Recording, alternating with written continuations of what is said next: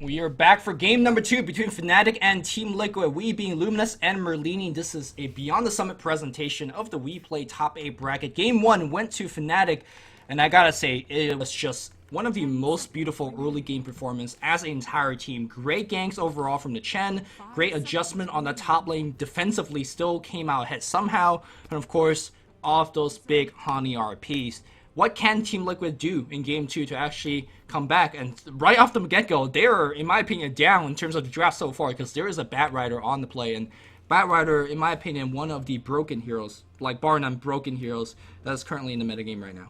Yeah, he is just ridiculously broken. I think I've seen him banned every single game I've casted in the last couple of weeks, and that hero is just extremely overpowered. But back to what you were talking about earlier, I think what Liquid needs to do is they need to rotate better. They had 3 heroes up top, but they didn't get anything out of the lane. They actually died once in that lane. So they had 3 heroes up top versus their 2, got nothing accomplished there, and both their solo lanes lost. So you can't just have that happen. You can't lose all 3 lanes. And I think they had early wards out on top lane, and they should be able to scout out where the Chen is. And if nothing's going to happen up top, then you might as well just smoke around, rotate to mid or bottom, and make very good use of the early game ST and Lesh combo. That combo is very, very scary. Even at level 1, level 2 with the Shadow Demon, Disrupt, Soul Catcher, Splitter, Stun that we've seen so many times, that combo is just devastating, especially to like a Chen or whoever the other heroes were on bottom. Darkseer won't be able to live through that usually, especially with a Nakes, unless he has level 2 Surge. But again, they need to move around very, very early. And level 1 Skewer also isn't going to save Magnus from that combo. So again, they need to react better to Fnatic's aggression. I think they had 1 kill on Storm and then 1 kill on Nakes before any reaction came from the supports. And then the second time they went on the Korok. They died. Well, the rotation came eventually to the Magnus mid, and then they got defecated upon. I think that was the only way to describe it, by the 3-man RP and skewer backwards. But that was game 1, and Fnatic, this time, they have the roaming support here in the form of Shadow Demon and Lina. You could even say that combo nukes even harder, as the same amount of sunnage is there, but the Lina is going to have a lot more right clicks as well as a longer range to clip with a Dragon Slave. Edict does still do more damage, but Lina has better range. I guess that's a comparison between the two. But Batrider is still the most, I guess, OP hero being drafted so far. Nyx Assassin is going to be on the other side, so that's going to be the 2 supports so far, Nyx Assassin and Slark. And the draft going alright so far, and looks like we're going to see Korok, or excuse me, Bubba's hero being banned out here by Fnatic. Yeah, and Clockwork wasn't put to great use last game, but Bobo's Clockwork is very, very scary, and we've seen his Clockwork turnaround games with his very clutch hooks, very nice cog blocks, and scouting with the rockets. Clockwork, very strong hero, especially in the hands of a capable player like Boba. And Team Liquid has had enough of anti-mage, especially now that Shadow Demon is on the side of Team Fnatic. They just don't want to deal with him again. Very difficult to kill hero, and just causes a lot of problems all around for Liquid, especially for the core hero, whoever they may be. It might be a Storm this game, it might be a Quap, but certainly not a Puck, because that is banned out by Fnatic. Yeah, so do you expect this Batrider to be going jungle, or do you actually go to mid lane? We don't see mid bat anymore, save from, I guess, Alliance. S4 always runs a mid from, it seems like every other team just put it in jungle. And sure, he could get you a quick blink dagger. Some players make a pit stop with, let's say, a bottle or a Tranquil Boots. But an early blink on Batrider really opens up the entire map, makes ganking a lot easier. Or do you personally feel, as a mid player, that Bat should go mid? He simply just wins that lane, no questions asked. It depends on how hard he can dominate. Yeah, pretty much he's going to win the matchup, but can he actually kill the guy in the middle? And without a hero like Puck or Queen of Pain, who can just blink away if he has too many stacks, or Batrider just uses his Firefly and starts playing aggressively, it's going to be very difficult for Batrider to get that early blink. Sure, you can freeform a little bit and get runes, but he can get that blink and level 6 usually pretty fast by just jungling. And definitely with his TA pick, I expect to see a Batrider in jungle. We could see him part of a triple lane, though. That is fairly uncommon, but it is still possible. I don't think so with the way the lanes are going now. And we see Liquid see a second phase pick with Brewmaster. I love this pickup. I feel like Brewmaster is definitely one of the more underutilized mid lane. I think he's probably one of the best mid lane hero as a melee. He generally beats most other melees, and Clap is such one of the more spammable, especially if you're going to be bottle crowing or ensuring yourself runes. However, with that said, he's going to have somewhat of a tough time against Templar Assassin, as the way that he deals damage is very slow, very bursty, and Refraction doesn't care too much about that. We're going to see a Shadow Fiend on top. Oh yeah, Shadow Fiend. I love the way that Fnatic's going to be laning this. It's going to be a very protected Shadow Fiend. Meanwhile, Team Liquid says, alright man, yesterday Skyraft Mage, today Slark.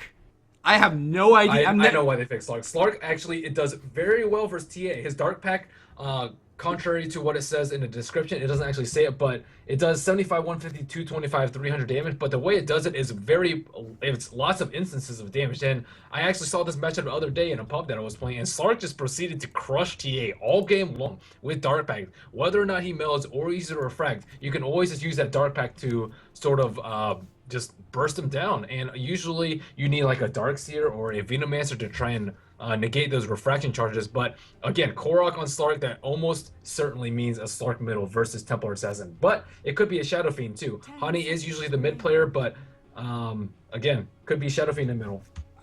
Do you dodge this lane now with that all said, you know, the refraction being burned out? I still feel that Batrider will actually beat Slark mid. Period. Like, you actually kill him too. Well, maybe not, because he does have pounds. So it's actually hard to say. Now the question goes back to Fnatic, and let's see exactly how they will respond. Hani, is he buying those mid items just yet? Are they going to do a very late swap? Would you see some teams trying to next level it? No, they're going to straight up. They see the challenge. Will the challenge face on? It's going to be Hani going mid with the Templar Assassin. Anti, the stand-in, will be playing Lina. Era will be playing the Shadow Fiend on the bot lane. We have Trixie going on the long lane, but look towards him actually going back to the jungle if the lane gets hard on the Batrider. And last but not least, we have No-Tail playing the Shadow Demon. And on Liquid side, we have TC on Lifestealer, Korok on the solo top Slark. I expect a solo mid because that is usually Korok's role, but it looks like he will be soloing top, most likely versus the Batrider or against nobody because Trixie's headed to the jungle. We have Fluff on Leshrac, Boba on the Brewmaster solo middle, and Mojo Stormstout, the stand-in in place of IX Mike on the Nyx Assassin as support for the triple lane on bottom lane. Yeah, I'm a little bit saddened to see that the Slark not going mid. I feel like that's a very, very good lane for him. But, you know, again, like I previously talked about, Brewmaster's not a bad lane, a bad mid by any means. And, I mean, if you want to think about a year ago, Boba played mid for EG back in TI2. He's a very, very capable mid player. In fact, I say he's probably one of the best mid players in North America. So he's definitely very good. Of course, Arteezy is in question. Arteezy's always in question when the mid lane's talked about, but Boba definitely can handle the mid lane. Let's not forget he's very, very good there. So Korok able to escape early first, but he did save his skill for Pounce, and they do spot out the triple lane. I wonder if they are going to do a rotation. Yeah, looks like the triple lane is going top, and they will pair Korok versus the Batrider. I don't know about that. He does have that magic stick, which just be fine. You can see that Batrider thought he started in the jungle because he does have Firefly already. Probably wish he has Napalm now, but not the biggest deal because he's going to hit level 2 probably before Korok even gets the lane. Uh-oh. Well, there's going to be a first blood being got on Anti. I have no idea why the Lina was there by herself, but that's definitely a freebie that Team Liquid will take advantage of. Yeah, and Era looks like he's going to back off. If he sticks around, he's definitely dead. Open Wound is off cooldown, as is Impale, but looks like Fluff is opting to not go there. Yeah, he's just sticking around mid. Yeah, Era just straight up teleported to the bot lane. They just want to dodge that tri lane as much as possible. Trixie is going to just go back to the jungle. He does have the Firefly early, so he should be fine. In fact, he's going to zone Korok out of the lane a little bit. The question is, will Team Liquid switch the lane around? It is very, very difficult, especially when you have a tri lane that needs to swap. Korok going to fight back against Trixie. Fluff is already on the bot lane, so it is going to be a full-on rotation, and Boba should watch out because his 2 support is roaming in. There's a ton of burst damage, and that will be it. Yep. He's going to be fine. Yeah, they really do need a smoke if they want to do that. Liquid has an Observer Ward on the top rune and spotted out. I saw the ping come out from Liquid, so Boba was definitely aware that if they had the smoke, they probably could have picked off that chicken too, and that would have just been a huge blow to Boba. And Korok looks like he might go on Era right here. Yeah, they're gonna try right now, but Era's dodging that. Oh, impale into a splitter if he does not dodge that one, and that's gonna be the second kill. Fluff though is gonna go down for sure, and looks like Trixie wants a little bit more. Everybody's solo HP. Great splitter is gonna push MSS back, but he wants Korok. Korok does have 10 charge of the one. Will he be using it just yet? He still has it. He finally does use it. Trixie Firefly is out, and I think they may be able to turn it around. They're very, very low. Tango up. He does have Pounce still. Pounce away, my friend. He does leap away on the last attack, but it follows. It's not disjoint the attack. I think maybe Korok thought otherwise, because he would have pounced out a long time ago. And well, he died there. Very, very unfortunate. Yeah, the Dark Pack actually removes Napalm Stacks, which I actually did not expect. Pretty OP. Considering Rage doesn't take it off. It looks like they will rotate in TC. They really need to secure some farm for Korok, and it looks like the lane rotation will make that happen. Looking at mid, looks pretty fairly even. 12 last hits for Hani and 10 for the Brewmaster. Is it even though? Because you expect Templar to get a little bit more out of that lane. Because I feel that if Brewmaster could hang with Hani like this, once he gets level 6, Boba is going to be a lot more impactful in those small scale engagements with that level 1 ultimate. Or do you think it's not that big of a deal because Hani still is going to have that big early game impact with his traps? I mean, you're right about the CS. I don't really know how it goes from level 6, just because there's going to be so many rotations in. We've already seen a couple of heroes, and it looks like Korok's in big trouble on top lane. Yeah, they're going to try to go on him. He does have 7 wand charges. Is going to be popping anytime soon. He's still waiting for the last second, but you got to respect that big burst damage coming out. He's going to leap away over those trees, and to safety he goes, and he should be fine. But surviving and winning the lane are two different things. He may have survived, but he's not farming at all. And this hero needs farm. Like, you do not expect to snowball out of control like you do in pub games. Meanwhile, looks like there was a little bit of burst action on the mid lane, and Brewmaster went down. 3-man gang coming out from Fnatic. Just action happening everywhere right now. Yeah, both teams are moving just so much around the map. We see 2 TPs in from top lane.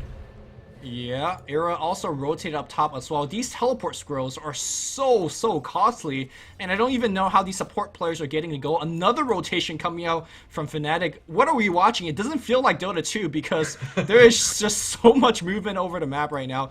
Top lane, or mid lane, excuse me, Boba's going to take a Mel Strike to the face, and the supports are getting it, they're closing in quick. Meanwhile, we do have a couple of TP coming out top lane as well. MSS leading the charge from Korok, and looks like they want to turn this around against Fnatic.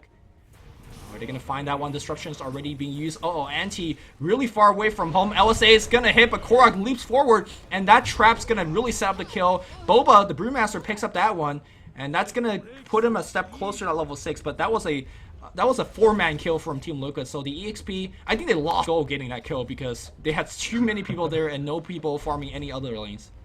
Yeah, I mean, there's 2 weaknesses in the Shadow Fiend, or the weakness in the Shadow Fiend and the Slark is their early game. They really need early levels and early farming. Korok is just not getting anything. The bat is just finding him wherever he goes and say, I'm going to put pressure on you until you get level 6. And I'm going to try and make you get like a 10 to 12 minute level 6, even though you are supposed to be the solo hero. And Fnatic, I think, is handling the Slark pick very well, even though he is a little bit unusual. We haven't seen him in competitive play just yet. He was only recently released to Captain's Mode, but already Fnatic with a very good game plan. And Era already with 27 creep kills, but that is nothing compared to TC with almost 10 more than him. Yeah, TC, the thing about Arrow slowing down in terms of farm, it's not exactly the biggest deal. For middle. Yeah, they're going to try to go on mid right now. Boba takes a ton of damage, but he does have the Brewmaster. Oh, can he actually turn around? Yes, teleportation comes in from TC, so there's one kill going immediately. You can see a Storm actually walking ahead. Cyclones one up in the air. You cannot go in that Templar Assassin under the tower simply because of refract and mill, so they actually do...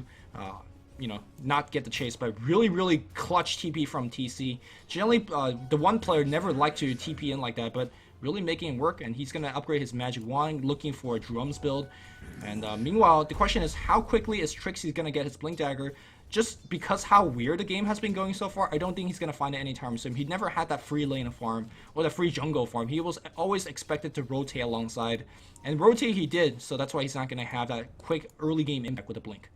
Yeah, I like the playstyle from both of these teams. Each of them trying to get the early game advantage from rotations from everybody. A lot of times we see Bat Riders just play passively until they get level 6, but Trixie's been doing a lot of work at not even level 6 yet. And again, we usually see like Blink Dagger maybe until Bat Riders sees a lot of action, or perhaps on Hani, but just everybody's rotating on the map. Even the Lifestealer, as you mentioned before, TPing in to secure that kill with Bobo's Bulba's ultimate. So just great movement from both teams. I like how Liquid has reacted to Fnatic's aggression. Last game they didn't really move around and they just got dominated. And this game they are reacting much better. Yeah, they basically moved around before the creep even spawned. As soon as they scope out the trailing up top, so they rotated, which led up this train reaction of all the rotating. Boba on the mid lane here. It's gonna eat a trap. Can they actually get the disrupt off? They can, but looks like the teleportation. They're not even gonna make that go. MSS gonna TP in. MSS, by the way, on the whole time was able to just free farm up on the top lane.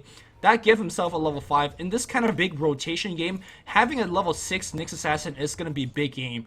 And so far, he hasn't found it yet. Top lane here, Fluff a little bit of trouble. Trixie not going to pursue. I gotta say, some of these key heroes hitting level 6, looks like they're going to re-engage on the mid lane. I think Brewmaster should be fine. Where's the LSA? LSA is going to miss flat out. And that's going to be another opportunity lost. I gotta say, if these supports making all these ganks and they're not really paying off, they're going to fall behind. Team Liquid is farming their supports. They're like level 4 and 5. Lina SD, they're level 3. And once Nightfall really starts to, like 10 minutes, 12 minutes in, I think they're going to really fall behind. And that's going to be big trouble for Fnatic. There's a Nyx bomb inside Korok. Even more problems for Fnatic. Era looks like he's in deep trouble. Oh, Era's gonna get pounced on. That should be dead. Open Wound's gonna start set it up. There's a Dark Pack being used. Era not gonna make it out. I talked about how Shadow Fiend could actually catch up with Shadow Raises once he hits level 7. Well, he's gonna find that level 7 first, and more importantly, he needs to find a free lane to farm. He hasn't actually found one because everybody's rotating. There's some dangerous ganker on the map in the form of a Nyx Assassin, in form of a Panda, as well as, of course, that Slark. Yeah, and I think both teams are just scrambling to find farm after this just early game slugfest. Shadow Fiend just getting his spot at 150 gold. He's very far away from usually an initiation item. Most of them rushed either Shadow Blade or Blink Dagger, depending on the situation, but they really need to get the stacking going on for Shadow Fiend to get his item. Templar Assassin just got his treads, so 2,000 gold away from his. Bulba looks like he's the closest, but he doesn't have any items in the meantime. He might forego Arcane Boots in favor of a Blink Rush. I'm not positive about that, though. So, alright, Merlini, I'm going to quickly throw you a very difficult question because Slark has never been played in a pro game, so your guess is good as mine here. Slark is one of his passive on his ultimate, one of the most unique ability to actually know when they see you. What are the chances of Team Liquid taking that, using that to their advantage, get a quick jam, and basically shut down every single map control, whether it's war or map trap or traps over the map? Like, I feel like that's one of the more underappreciated ability of Shadow Dance, being able to know that your Shadow Dance passive is off and then counter ward accordingly.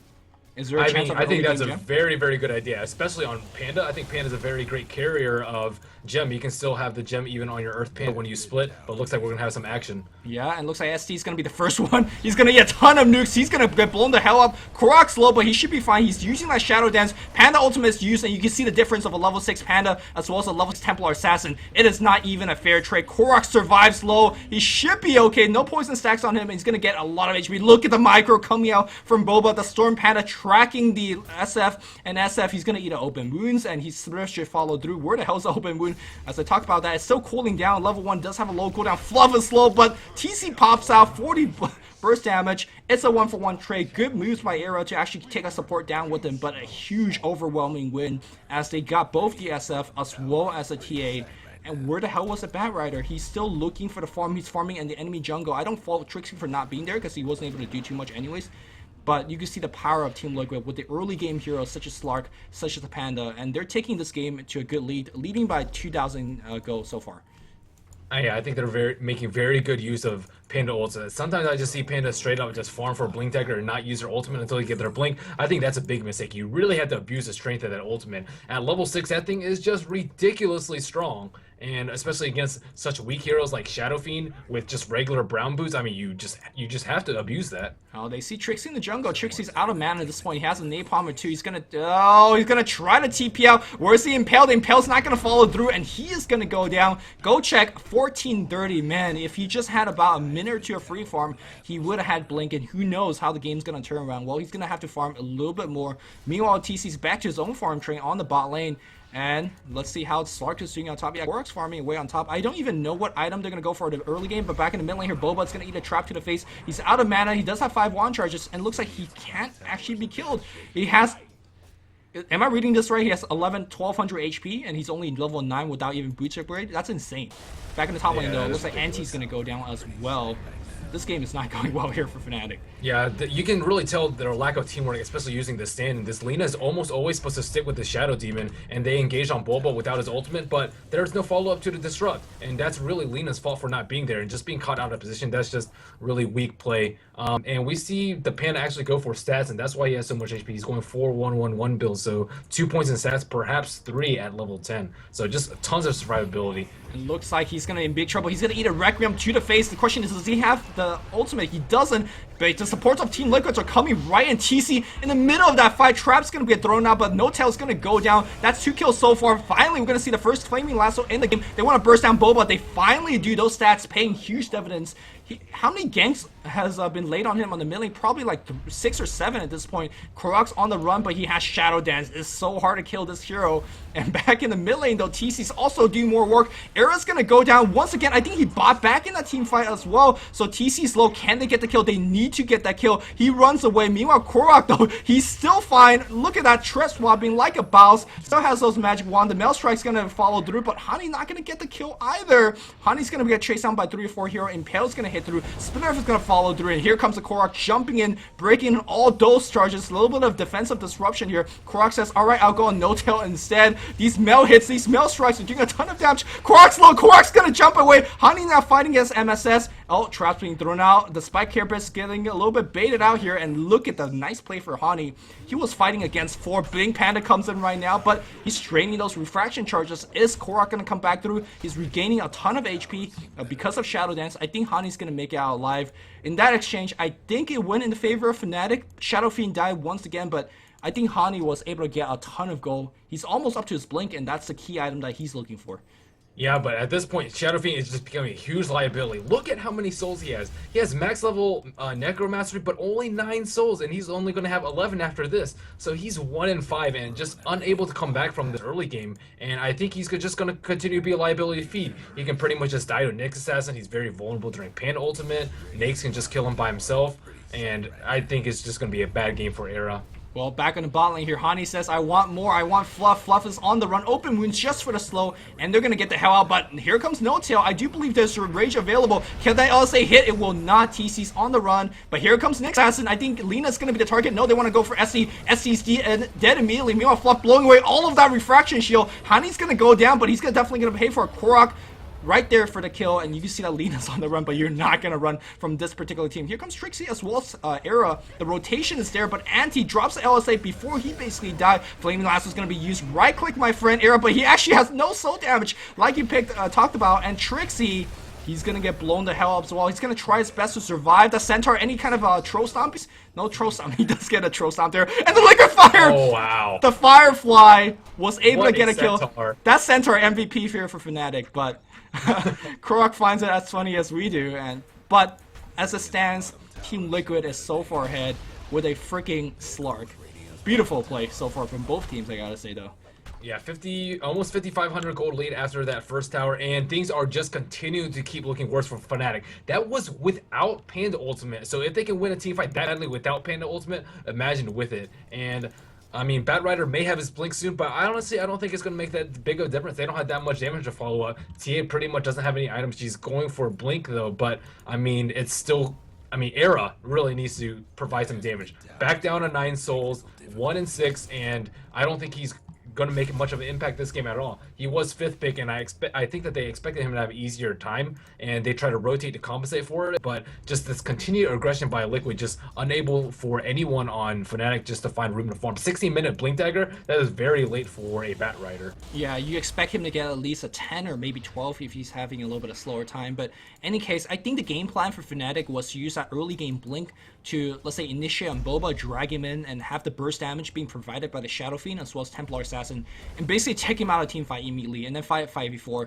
I don't think that's going to happen. You could initiate on Boba, you could burst on him because of the stat build he went for, because of the early game level he has. He's going to survive that initiation and ult right on top of you, and I don't think Boba cares. So it's really, really hurting the way that the way that Fnatic draft and how they expect the game to go is not how the game is actually going right now. Yep, so second T1 tower will fall without contest. Korok has picked up an early Vladimir's offering, so I expect Liquid to take out Roshan very, very soon. Looks like they will smoke and are rotating mid. There is a Nyx hidden inside MSS. Oh man. Nyx bomb incoming, and I mean Shadow Fiend as well. There's a different train going on right here, and if let's say Fnatic could initiate a little bit better. Oh, he's revealed. He's revealed. They spotted out. Well, both teams are being spotted out. We're gonna see a big cluster fight in the jungle here. Trixie initiates here. It's gonna be on MSS. Little does he know the surprise Nyx bomb, surprise All right, here we go. Team fight going on the other side of the map, and it looks like Shadow Fiend's gonna get a little bit predicted. Anti drops his Laguna Blade. Anti's on the run. Anti's dead. Meanwhile, Shadow Fiend being left on his island. A TC will find him. Big Rec Room's open, dropped out, but dude's got no souls. He's on the run. He's gonna get blinked upon. Korok leaps down. He gets a double kill. It's a 4-2 exchange. I think Boba and his team will happily take that one. Panda Ultimate, like you said, still not being used. And they still are winning these team fights. GG being called out. As quick of a game 1 GG, we're going to see the Team Liquid calls a GG game 2. And I got to say, this got to be one of the most fun game I've ever casted. Just through the picks, through the constant rotations, and just non-stop team fights. I know, Korok had that early death. He started off 0-1, but what a comeback by him. 8-1-8 to finish the game off, and what a nice Slark OP? like first Slark game, and it's just worked out amazingly for them. I was talking about how Slark wasn't going to be used that much. Na'Vi actually banned him out in the second phase, even though nobody had picked him. And I was like, well, I think that's just like a taunt ban because Slark really has no room competitive. But Liquid proves me wrong and just rolled over Fnatic in an 18-minute game. Yeah, I mean, Liquid generally known to be like the old dog that doesn't learn a new trick. We saw him use Skywrath Mage, we saw them use Slark, and who knows what they're going to have for us for Game 3, as there is a 15-16 minute GG coming up from Fnatic. I can't wait for more. I know that's going to be the same for you. I don't even know why Hani's still in this game. Hani's still getting a kill on Fluff. He's just trolling the hell out of everybody, preventing us from going from Game 3, but I can't wait for Game 3 myself. He finally disconnects, and whew, what a game. Game 2 in the book. The series now evens up 1 apiece. He is Merlini. I am Luminous. We'll be back for Game 3. Don't go anywhere, guys. Good games are coming your way. But for now, beyond the summit, we're signing off. See you guys.